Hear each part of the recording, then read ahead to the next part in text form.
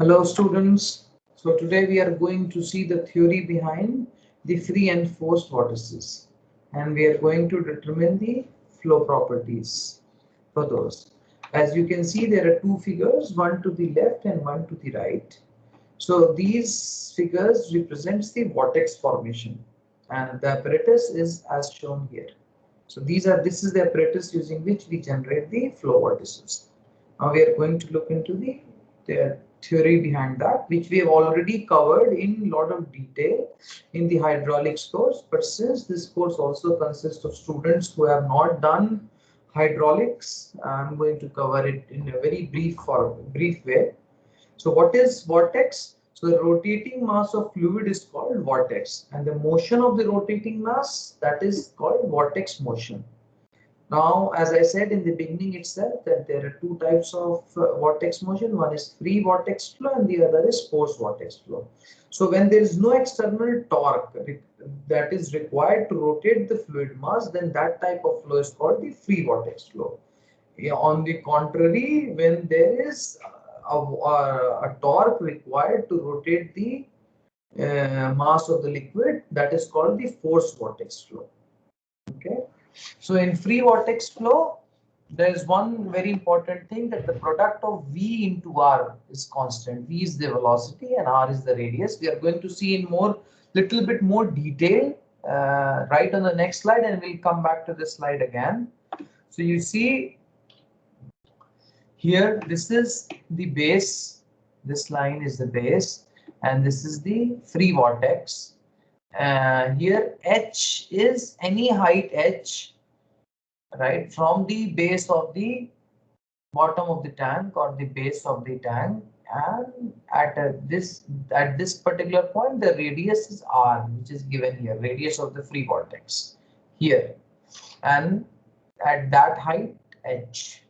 What is H max? H max is nothing but the maximum height of the free vortex from the tank bottom. That you will see when the experiment is done. What is the maximum height? That you can note it down. K is nothing but velocity into R, as it is constant. We already stated that in the beginning, that K is V into R is constant. V is what? The velocity of the free vortex at radius R, and R, as I said, is the radius of the free vortex. Now going back to this slide, you see this H is related to H max by H is equal to H max minus K square by T2GR square. So this is the equation that you will be using for your lab calculations.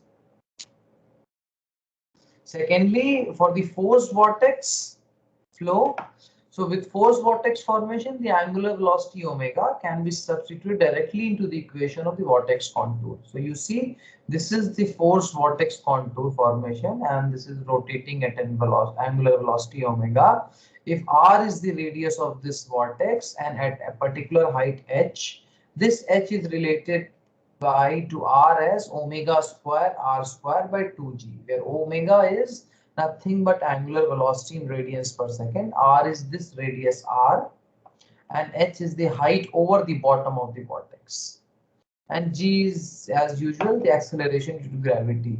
If you recollect it correctly, we derived this equation in class in our Wednesday's hydraulics class.